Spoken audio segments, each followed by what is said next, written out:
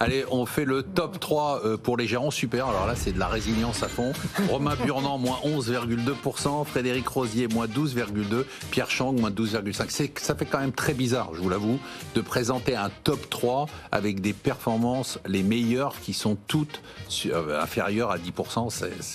C'est étrange, mais bon, quand on voit le niveau des indices, c'est totalement compréhensible. Louis, je voudrais qu'on reprenne votre portefeuille. Alors, j'ai appris par la bande, par la rumeur, que vous aviez votre propre fonds sur le cloud, mais que si vous alliez en ouvrir un autre avec une société de gestion, c'est ça, vous conseillez un autre? Voilà, c'est Montpensier qui lance un fonds qui s'appelle M-Cloud Leaders. Montpensier, c'est la maison de notre ami Wilfried. Ah, exactement.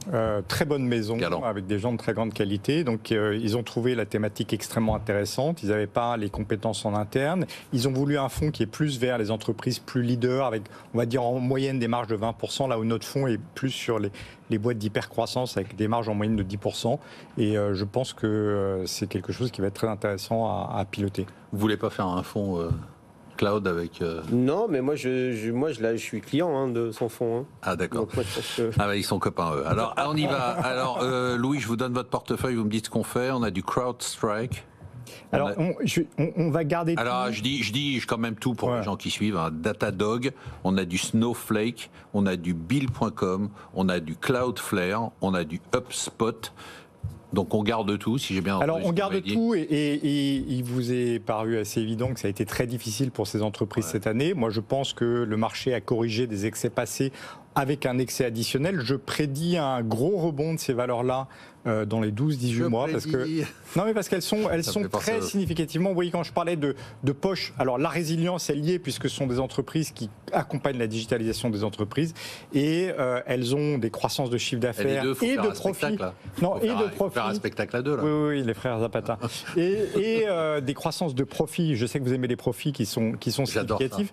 Donc je pense qu'il y aura un gros rebond. Alors, c'est très monomaniaque puisque c'est que des entreprises du cloud. Cette fois-ci, on va rajouter Stellantis parce que son prix est tellement choquant. Okay, ça cote 40 milliards, il y a 20 milliards de cash, donc la moitié de cash net. Ça vaut une fois le résultat d'exploitation. Une fois le résultat d'exploitation, c'est rien. 2,6 fois le résultat net. Et Carlos Tavares, qui est assurément le meilleur manager de l'automobile mondiale, et pourtant, moi, j'aime pas acheter des constructeurs automobiles, mais là, j'achète, a prédit qu'à horizon 2030, Stellantis ferait 20 milliards de chiffre d'affaires dans le logiciel récurrent. Donc il est en train de transformer ce qui est arrivé au téléphone en bakélite, qui est devenu un micro-ordinateur dans lequel on gère toute notre vie. Il va transformer 4 roues, un moteur et une carrosserie en un support d'applicatifs et de logiciels. Sébastien Lalvé, il faudrait à peu près toute l'émission pour lire votre portefeuille, puisqu'il y a 272 lignes. Alors, je vais aller très vite. Vous me dites si vous vendez quelque chose. Si vous continuez à en rajouter sans en enlever, je vous invite plus.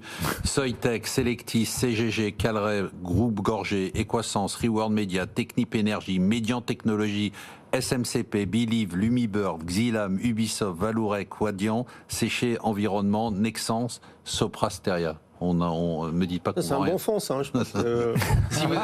vous savez pas qui a donné cette liste, mais vous la trouvez géniale. C'est pas mal. C'est un bon fond pour 2023, ça. Bon, alors il vous a cassé Louis, il vous a cassé votre effet. Comme vous aviez répété avant, il avait oublié qu'il ne devait pas le dire. Alors c'est quoi votre recommandation? Effectivement, on avait Trigano, on l'a enlevé. Et là, on le remet. D'accord. Alors, expliquez-nous ça. Trigano, c'est des camping-cars. C'est une société gérée par François Feuillet, repris à la barre du tribunal à l'époque. C'est une société extraordinaire, leader européen des camping-cars. Aujourd'hui, c'est quoi? C'est 400 millions de cash, une valeur de plus de 3 millions, entre 3 milliards et 3 milliards et demi de chiffre d'affaires l'année prochaine. Ça vaut 5 fois les résultats. 5-6 fois les résultats, ça vaut moins de 4 fois les bits. C'est une tendance structurelle, donc c'est l'autonomie avec le camping-car une fois qu'on aura à nouveau de l'essence.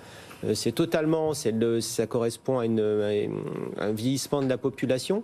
Donc c'est tendance structurelle. Un de ces challengers d'ailleurs Univers nous disait qu'il y avait même des gens qui ne pouvaient pas accéder à une résidence secondaire à cause de la hausse des taux et qui se reportaient sur camping-car, bien sûr. Donc c'est une tendance séculaire et là vous pouvez acheter une tendance séculaire avec 450 millions de cash dans les caisses.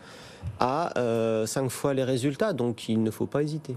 Une question pour les deux, mais vraiment une seconde. Stellantis, vous avez raison, mais hier c'était aussi très bas et avant-hier c'était très bas. C'est-à-dire à quel moment il y a le catalyseur d'accélération en une seconde? C'est-à-dire, vous voyez ce que je veux dire? C'est-à-dire, je suis d'accord avec vous. Moi aussi, je sors de là, je me dis, mais chaque semaine ou presque toutes les 2 semaines on m'en parle et je me dis chaque semaine il faut l'acheter et puis je me dis à quel moment il y aura le catalyseur, juste rapide.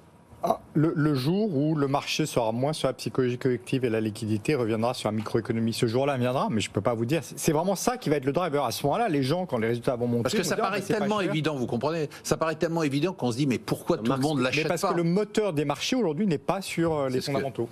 Parce que nous, notre seule sécurité, c'est de dire, ça vaut 100, peut-être que ça vaudra 70 demain, mais on est certain que, quelles que soient les conditions, on reviendra à 100, voire plus, après-demain.